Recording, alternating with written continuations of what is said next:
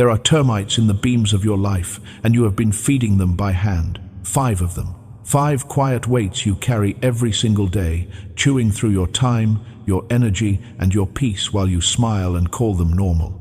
They are working right now, in your schedule, in your phone, in your closest rooms.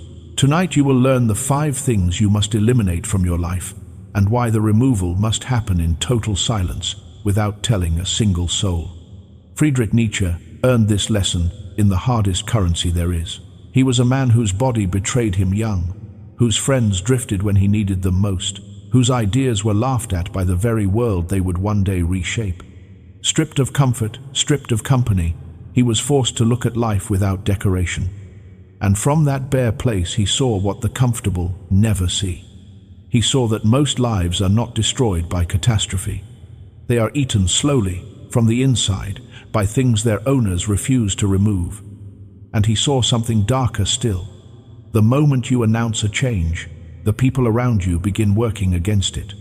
His conclusion was brutal and clean. Transformation must be a private act, or it will be a contested one. Think about the last time you tried to change your life out loud.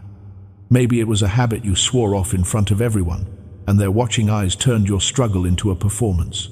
Maybe it was a person you said you were done with, and the announcement itself pulled you back into their orbit. Maybe it was a new discipline you shared too early, and the polite doubt in the room drained it before it ever took root. Remember how that ended. The change collapsed, and the audience remembered the collapse, not the attempt. That was not weakness in you.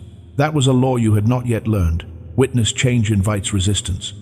So today we expose the 5 things you must cut out of your life without a word of warning to anyone. And once you understand why silence is the blade, you will never announce a decision the same way again.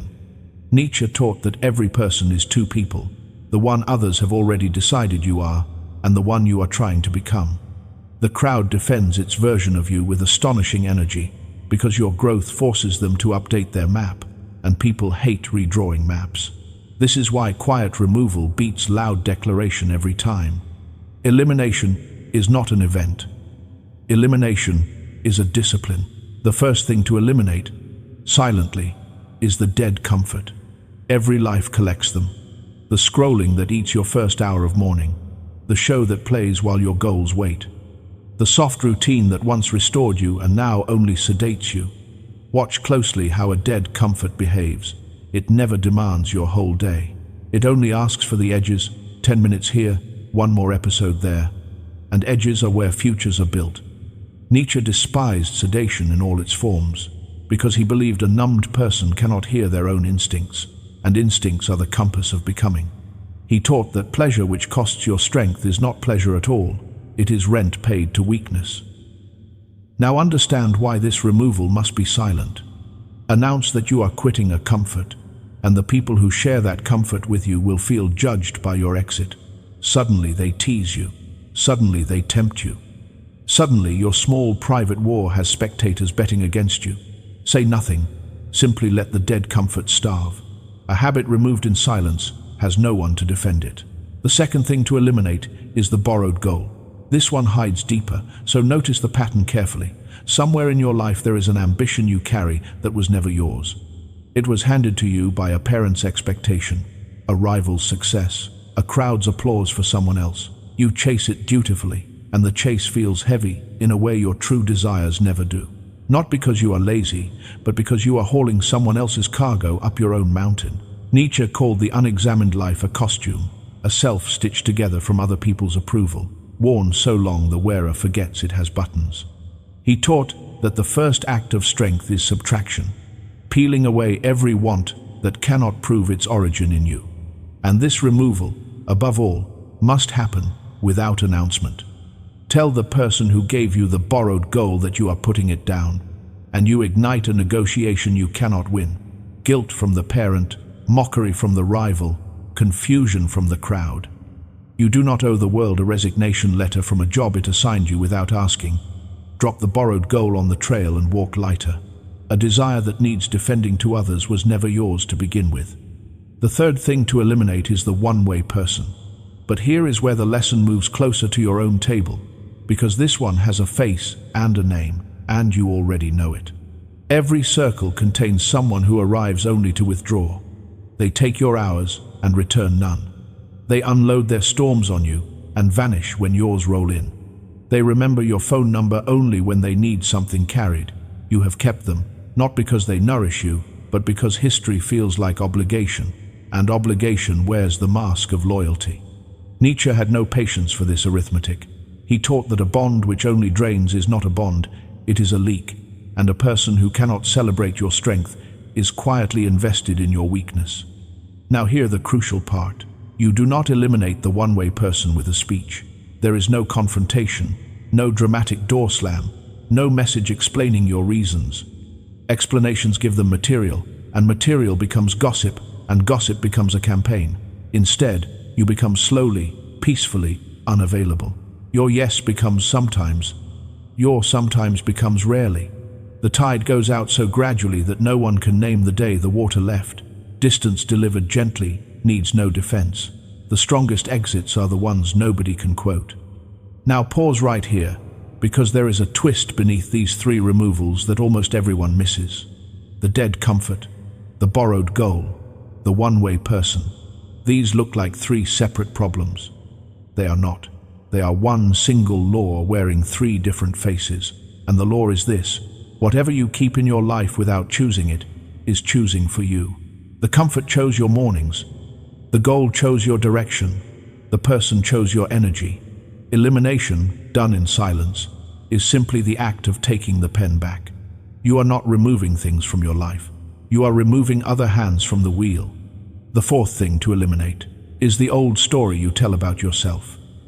Listen closely, because this enemy does not live in your schedule or your circle. It lives in your mouth. Every time someone asks about you, a script begins to play.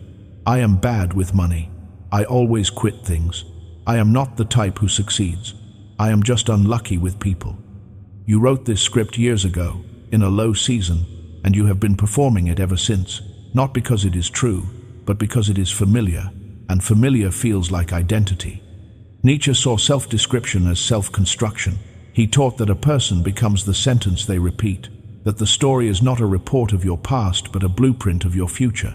The old story must go, and it must go silently, for a reason sharper than the others.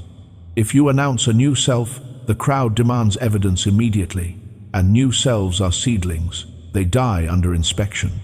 Worse, the people around you have shelves built for the old you, and they will hand you the old script at every gathering, because your rewrite unsettles their library. So you do not declare the new story. You simply stop reciting the old one. When the familiar self-insult rises to your lips, you swallow it and say something smaller and cleaner, or nothing at all. The mouth falls silent so the life can start speaking. You do not need a new story yet. You only need to stop feeding the old one. And now, the fifth, elimination. The deepest and most dangerous of them all, because the first four live around you, and this one lives inside the people you love most. You must eliminate the need for their permission. But let's go even deeper, because here is the darker layer no one warns you about. The strongest chains in your life were not forged by enemies. They were forged by affection. The parent whose worry has governed your choices for decades. The partner whose comfort depends on you staying the size you were when they met you. The old friend whose friendship was built on a version of you that no longer exists. These people do not block your growth with cruelty. They block it with concern, with sighs, with "Are you sure?" with "We just don't want to see you get hurt." And because you love them, their hesitation enters your bloodstream and votes in your decisions without ever being elected. Nietzsche knew this chain personally, held tightest not by his enemies but by his own household, and he taught the hardest truth in all his teaching. The final wall between a person and their real life is usually built by loving hands. Understand what elimination means here, because it is not what fear whispers. You do not eliminate the people. You do not abandon the table. You eliminate their vote. You keep the love and revoke the license. And this, above everything else in this list, must happen without a single word, because announcing it would break hearts that never needed to know there was a ballot at all. You simply begin deciding first and informing after. You let them discover your changes as finished facts. warm, kind, already standing. They will adjust to the person you have become far more easily than they would ever have approved of the person you were becoming. Love needs your presence. It never needed your obedience. So, what do you actually do with all of this? You do not become secretive, you become self-governed. There is a difference wide as a canyon. Secrecy hides from the world because it fears it. Self-governance simply stops submitting drafts of its life for approval. Begin this week, and begin small. Choose one dead comfort and let it quietly starve. Take one borrowed goal and set it down without a speech.